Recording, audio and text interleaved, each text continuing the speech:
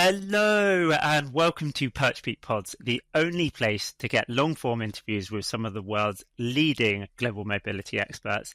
And wow, do we have a leading expert with us today. I'm delighted to be joined by Soren Sturup-Toft, previously global mobility leader at the likes of TikTok and Bayer, and most recently global mobility director at Oxa. Soren, introduce yourself to the community and tell us how you fell into the wonderful world of global mobility. Well, thank you for that very kind introduction, Paul. Yes, so as you say, Global Mobility Director at Oxa, currently autonomous vehicle startup. Before that, 4 years at TikTok, leading the EMEA practice there, and then Bayer before that, and in oil and gas as well. I came across Global Mobility by complete coincidence. I applied for an HR role, and they said, "Oh, do you fancy this international HR role that's going sort of across the way, really? Yeah. Do you want to interview straight after this job?" And I was like, "Yeah, I can do that." And I'm like, "That's not going to have legs." That's 15 years ago. So Evidently it did have legs. Literally 8 months into that job, I went on an assignment in Houston, set up the global mobility practice over there. And, you know, my love was well and truly established, and I haven't looked back since. Dabbling a little bit in people operations now, but I think mobility is still the first love, for sure. Still the first love. And so you've been in oil and gas, you've been in oil and gas at sort of massive companies, tech obviously at TikTok, scale up now at Oxa, still in the tech space. Let's start there. What are some of the biggest differences you've seen from working at companies in such different industries and such different size of companies? I think in terms of, there's a cultural difference, for sure. TikTok, Chinese owned, so very, very, very different culture. It was very, very high paced, very performance driven, and you were working with some of the cleverest people I've ever met. At all levels. So because of the high bar there is in China, so ByteDance, the parent company, have the pick of everyone. So therefore, you really, really got stretched for a professional level. And I think it's very employer-led rather than employee-centric. It became more employee-centric over time, but it's still very much a sort of, we say jump and you say how high kind of culture. Whereas now, working for a British company, a British startup, again, in the tech industry, it's still fast-paced, but it's very different culturally. I think there's much more sort of hand-holding, and people really want to give the candidate the best experience. When it comes to the size of operations, so TikTok was, by the time I left, I think we were probably about 50,000 outside China, 250,000 globally. Oxa 400, so very different. So I think the biggest thing is between the sizes is it shouldn't be like this, but I think operationally, I think a lot of your vendors simply just, you need to find the right vendors. Yeah. If you don't have the right vendors, you don't get any service. I think a lot of larger companies just simply don't give you the time of day. I used to be able to pick up the phone and get an immediate answer or email, and I'll get an immediate response. People would accompany me everywhere. Whereas now, I'm lucky if I get a response in five days from some of these large organizations. I think when you're working in global mobility at a smaller company, because even working at Bayer before that, again, also obviously huge pharma business, in BG Group, huge oil and gas business, you were spending so much money that you were sort of top of the tree in terms of your sort of pulling power from a vendor perspective. Whereas now you need to put lots more thought into the vendors of choice. So I think that is really, really important. I think so. When you're working with like trying to find your immigration vendor, your relo vendor, you really need to do it in a much more measured way, and you can't just look at names. You need to really deep dive into the offers, to what the companies offer. Obviously, price is of importance as well. In a small organization, always at a big one as well, of course. But I think in a small operation, there's less money to go around. So therefore, any money that you do spend needs to be be well spent. So Yes. trying to find best price and best service is a bit of a challenge, but it has been also a different way to stretch your muscles, your mobility, brain muscles, if you will.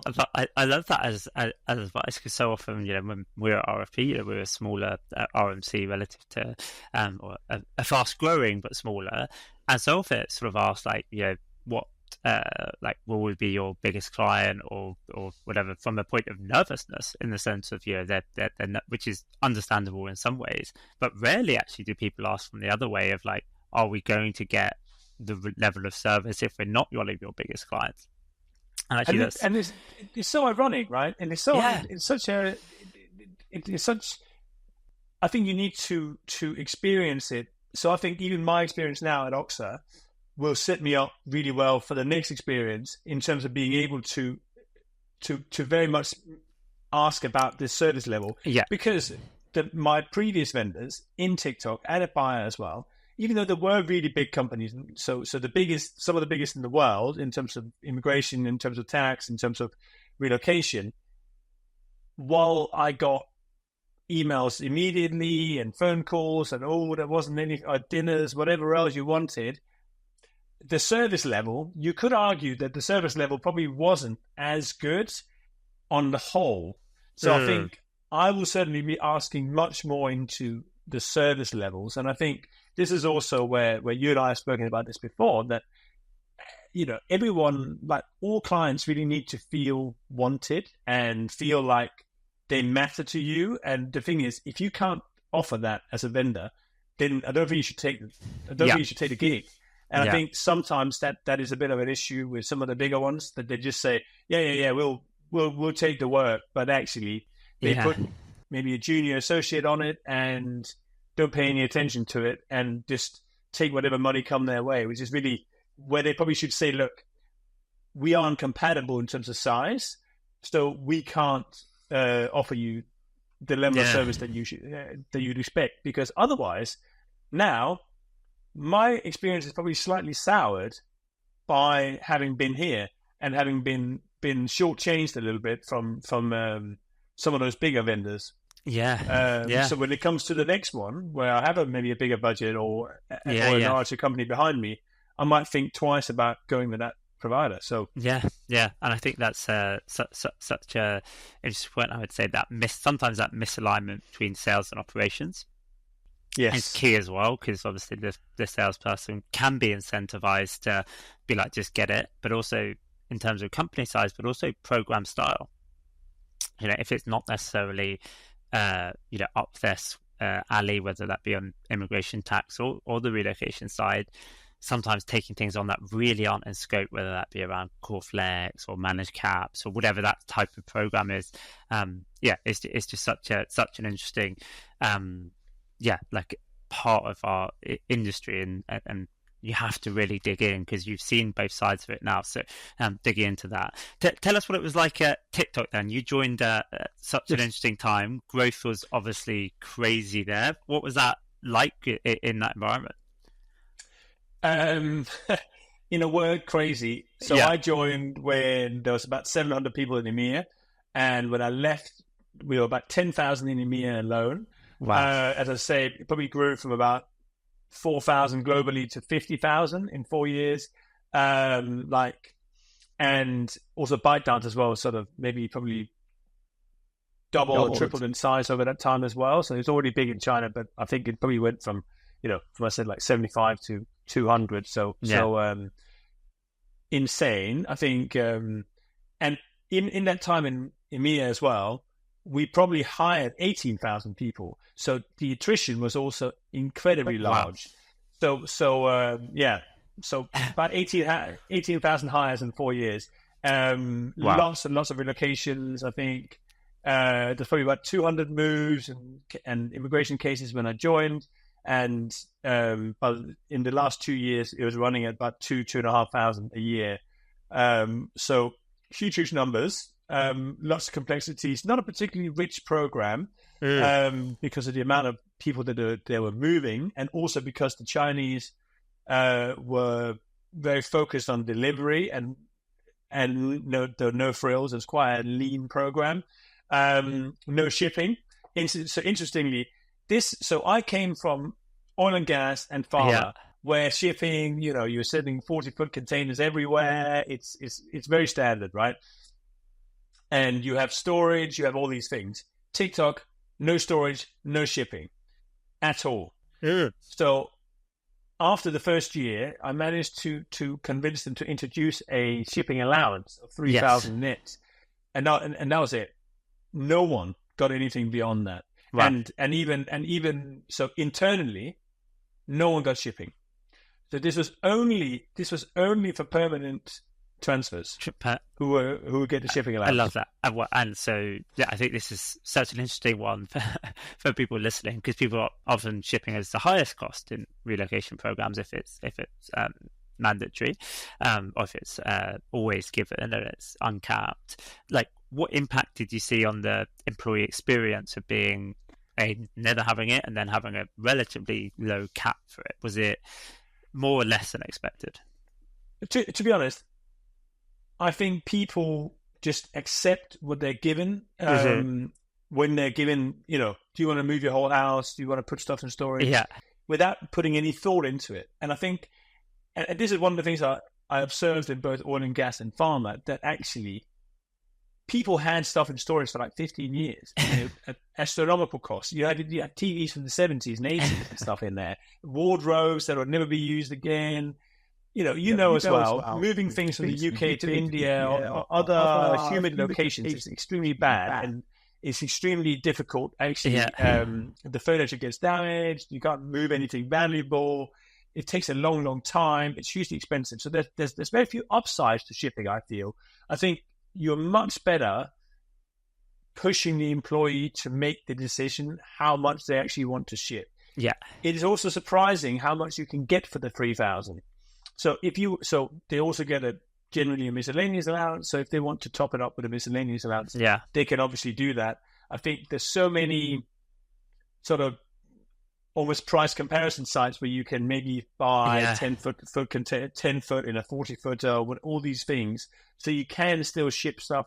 You can do excess baggage, all these things. Yeah. So I think ultimately the world is smaller now. In the past, people would move from the UK to Australia and they wouldn't move back again. Now you may move to Singapore, Australia, Santa Clara, whatever. For 2 years, you come back again. It doesn't make any sense to move your whole house. So either you rent the house out, you leave the furniture with friends, you sell some of it, and then you just IKEA it in the new location. Yeah.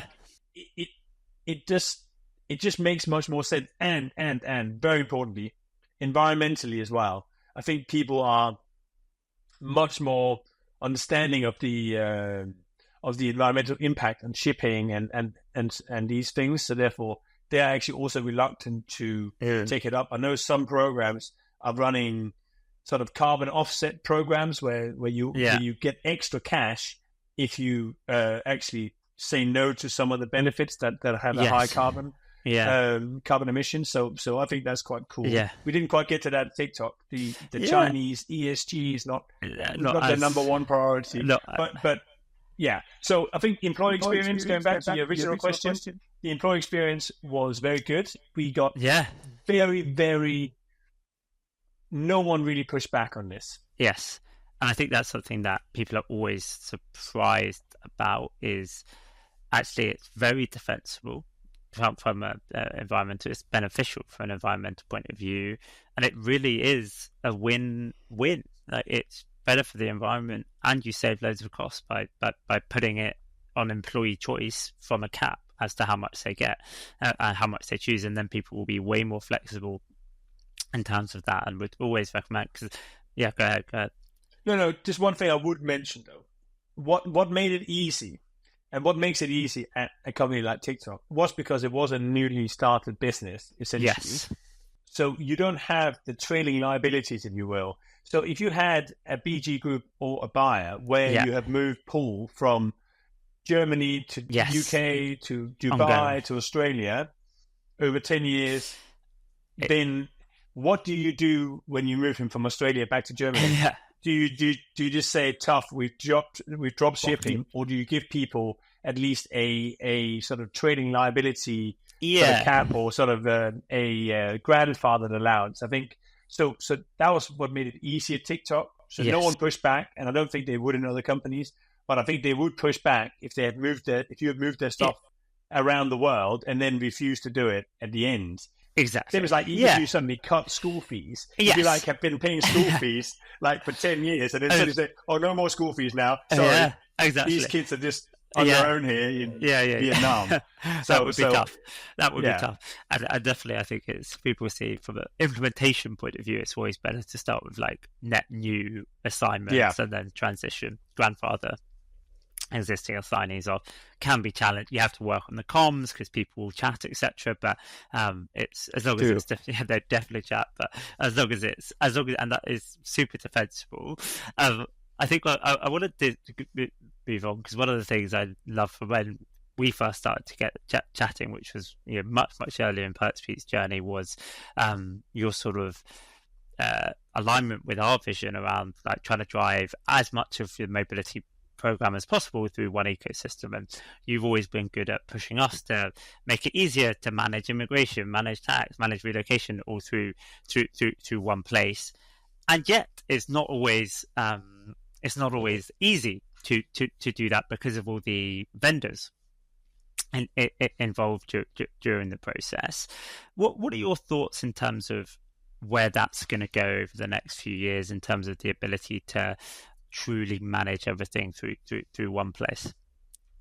I think it's all about alliances, then depending on, but I suppose part of the challenge is that everyone wants to make these alliances, and everyone wants to be the driver. So you have immigration firms who are dipping their toe in the water for relocation, and wanting to make allowances to make alliances with you, and then they want to drive the process rather than you driving the process, which doesn't really work, right? I think you need to use an analogy from my homeland of Denmark. Lego used to, many years ago, they used to have they used to produce the toys, they used to produce films, they used to make the theme parks, everything else in-house. And they actually ended up completely breaking their neck on this. So what they then did was actually selling all the component parts off, but retaining the core business, which was the toys themselves. And then obviously all the other things were branded. So I think if you're an immigration firm who wants to set up to also do relocation or manage the relocation, clearly you don't have the expertise to do that. So therefore, I think stick in your lane, but choose the right partner to be able to deliver. But within that partnership as well, you sitting at the top of or holding the whole thing together as the relocation company, which I think is the right host for it, rather than a tax company or relocation or immigration or whatever it might be. They don't really, they just want to get some referral fees or whatever. And I think they need to also then be sure that all the vendors in the chain are sufficiently vetted. And that's the biggest challenge, right? Because you can find a great immigration partner, but you may only be able to find this immigration partner in EMEA, or not in EMEA, even in Europe only. And even then, it could be difficult. You might only have it in like 8 locations. So I think, and then with the tax, it's the same. Maybe how you know, finding a good tax partner, and actually, so I think what I've found as well now at Oxa, where with a smaller company, you really want to have this one-stop solution, because you only want to have one invoice. You want to have someone managing on your behalf. And actually, a lot of these partnership sort of agreements and sort of referrals and stuff are standalone. Then you have to go through and sort of negotiate other contracts or have letters of engagement or whatever else. I think the key bit is that it's an actual one-stop shop that you can rely on. And I think when it flips around again, then you can say, what from the client perspective, I want to be able to rely on my vendor to also source the best. So I think what the vendor needs to be cognizant of and be realistic with is that they say what their limitations are. I think ultimately this goes back to a bit like what we spoke about before. Some of the big companies say, "Oh, we can do everything, everywhere, all the time." No one can do that. Yeah. So I think it's much more on the vendor to have the conversations with the in-house team, and with a smaller company where there isn't an actual in-house team, then it's even more onus on the vendor to really be the driver and to really be helping the company out, but to actually say, look, where are you trying to move people?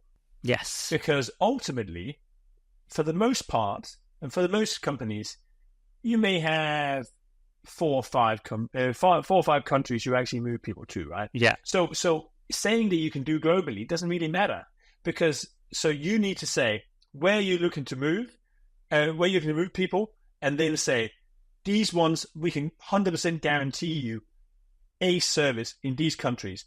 And then if you have any sort of tier 2, tier 3 locations, then we promise that we will build it out and we will work with you to find the right vendors, blah, blah, blah. But actually focusing on the key elements. And this is what I found from TikTok. We had 27 locations. We had 10,000 people. But how many locations did we actually use for relocation? How many do you think out of 27? Probably 10, 15. 5. 5. Wow. 5. So literally UK, Ireland, Germany, Dubai, and Spain. And that was it. Right. Wow. So, it's easy.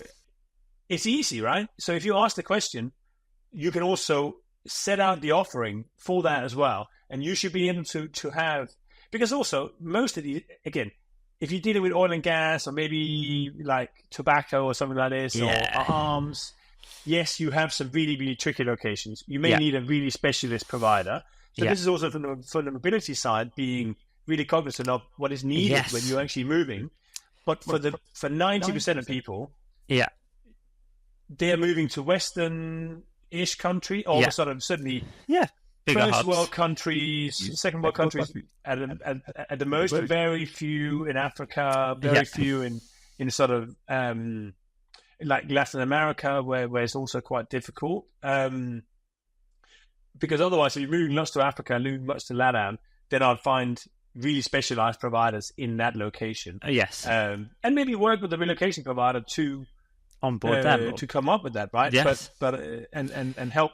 You can use your network, but I think again it's that partnership thing, and I think this goes right back to what we said at the start as well. Culture, right? So I mentioned culture at TikTok and culture at Oxa, but I think so the cultural fit between the vendor and your company and the temperament of the individuals you're dealing with is also my number one thing, because I think there is a misalignment from some like some of the people who pitched to us from some of the big US relocation companies at TikTok. The cultural fit just wasn't there. Literally, it just wasn't there. They didn't respect the Chinese. The Chinese felt they weren't being respected, and that was fair. So it would never work. And so you have to be able to work with people from where they're coming from, and be open-minded to the cultural fit. So I think this is really important as well. So many nuggets. Definitely that cultural fit. Also, when you are thinking about which vendors who you want to own various relationships, you mentioned having the RMC, probably managing immigration and probably managing tax as the central place, and then thinking about what you actually want to happen for your program specifically, for its culture, for where you're moving people to, for the use cases, and setting that out rather than just sort of being quite generic, which we see a lot, where people are just like, people sometimes get a bit aren't as focused as potentially you should be in terms of, okay, what are our key use cases, and making sure that they are really, really locked in. So many nuggets there, and well worth thinking about when you're setting up your vendor network. So last thing as well, which I should have mentioned at the top, but that was almost like inherent, which is you need to have a robust system which enables connections with all the people, with all the partners in the network. So APIs that would enable a one-time employee interface and a one-time input, right? people get very, very upset when they have to give the same information to 4 or 5 different vendors in 4 or 5 different systems. That's just unacceptable. I think if you're talking about the future of mobility, I think the industry are investing in tech. I think there's a big gap, like in terms of what people say they can deliver, what they actually can deliver. In terms of what the tech offering actually is, I think some of them are very expensive. I know that you guys have got something really good going on that you're building out, but you've done that through like use people's experiences and built it into the offering, which I think has been the right way. But that is the key. That is the key to also deliver this. If you're doing this on spreadsheets and emails and whatever else, then it's not going to work. Or certainly it's going to be extremely hard work for the vendor or for whoever's coordinating it to be able to and also there's a user issue, user error. There's data privacy. So GDPR that really raises its ugly head there. So I think if you have a secure platform that is connected, then obviously without maybe a crowd strike that happens, then Exactly. But I think on that it is both sides as well, as you say, on the relocator side as well as on the like HR and finance side, because actually what we see as we delve into this world is it's quite a lot easier to do the HR and finance side of getting the data from client to us to immigration and tax, then actually properly unifying that relocator experience is where we're investing a lot of energy, because that's the one that there's just more back and forth normally ultimately between the relocator and relocation and tax and immigration. So to pull that all in, that's really where you really need to have the good either systems integrations with vendors or have them using like software, your own software, whatever. And people I think don't always delve into both sides and are sometimes a bit too focused on just that HR and finance side, which is obviously super important, but miss that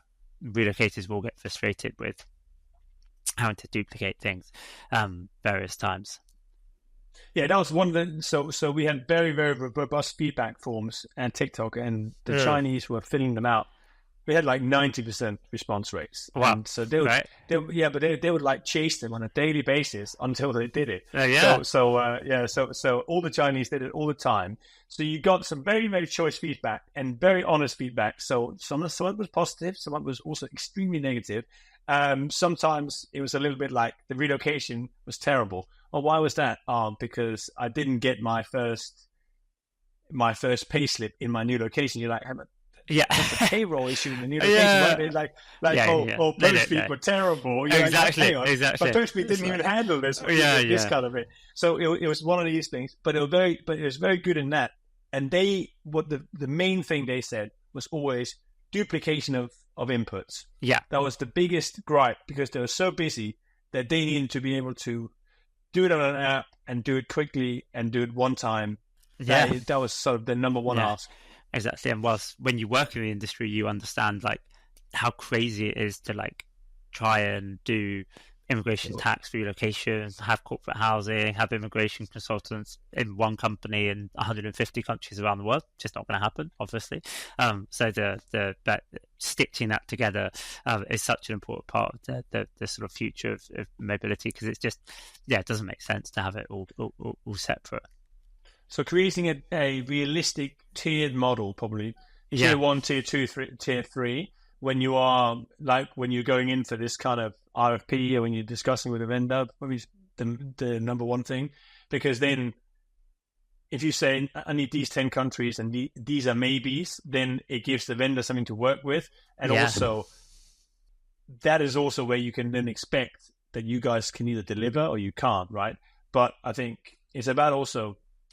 But with the vendor network being tied together, stitched together, I think it's all about trust, right? Yes. So someone's going to have to take the lead in this, and also be willing to make this happen and challenge some of the bigger companies. And I think there's definitely some value there for the smaller ones, for the nimble, agile companies that are springing up. present company very much included. Exactly. Well, fingers crossed. We'll do future episodes, I'm sure, on that. But we're rapidly going through our lot of time, and I want to make sure we get to the question from our previous guest, which I think it will be an interesting one for you and a well-placed one for you. So the question for you today is, what would you attempt to do if you knew you couldn't fail? So quite open-ended. What would you attempt to do if you knew you couldn't fail? Oh, it's very interesting. I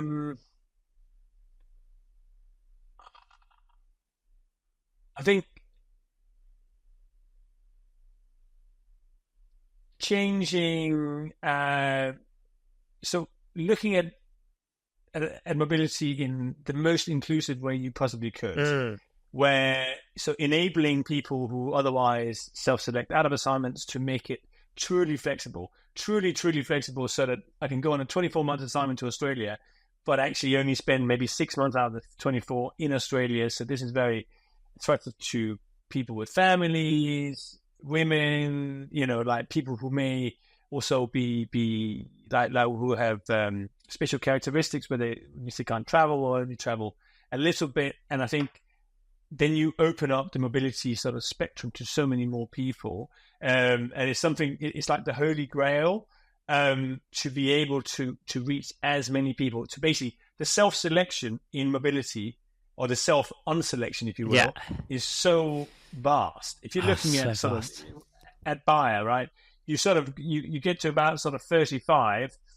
and then people, like literally all the people on long-term assignment were men. Yeah. So otherwise, STAs were pretty much 50-50, and then at 35 it just plummets completely. And then that graph then is the same as the sort of senior leaders in the business as well. Again, men, white men, etc., have so much more opportunities. I think equalizing that playing field, the only way to do that is to sort of make this much more flexible, digital, using the fact that we are a digital society, using the fact that we can work from anywhere. Yes.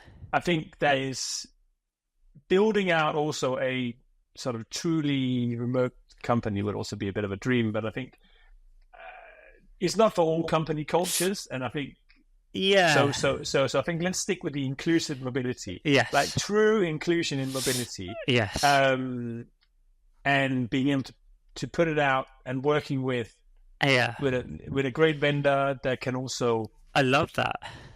Support that would be would be a bit of a dream. This is what a response off the cuff, because I definitely I think we're in probably not even at the start of the first innings of post-pandemic relocation policies. We're probably seeing, you see some virtual assignments, they've sort of dropped off, to be honest. You're seeing a lot of permanent transfers, but an area I've been passionate about over the last year is people using much more flexible models, and through a combination, not necessarily straight remote work, because I think people want to see people. Often the reason to relocate them is to have boots on the ground somewhere.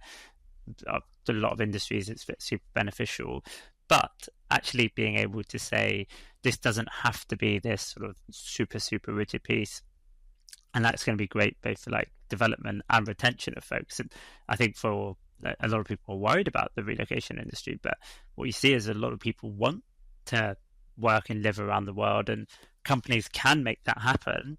It's just not in the traditional sense. If that, we just need to evolve how we support that to happen. But there's so much opportunity if we can find ways to affordably help people, affordably and flexibly.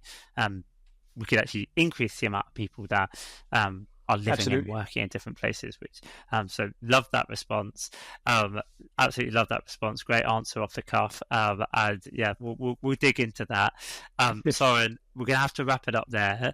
Thank you so much for your time. It's been great fun speaking about the future of the industry and some of your, quite frankly, astonishing numbers from your time at TikTok. What a journey that was, and then the sort of complete opposite end of the spectrum now at Oxford. But thank you for coming on and dropping knowledge left and right and being so open. You have to come on again sometime. As always, a pleasure to catch up, and good job by you. Absolutely. Cheers, Soren. Will, I'd be very happy to do that. Good to meet Thank you. you very much, Good to meet you. Good to see you again, mate.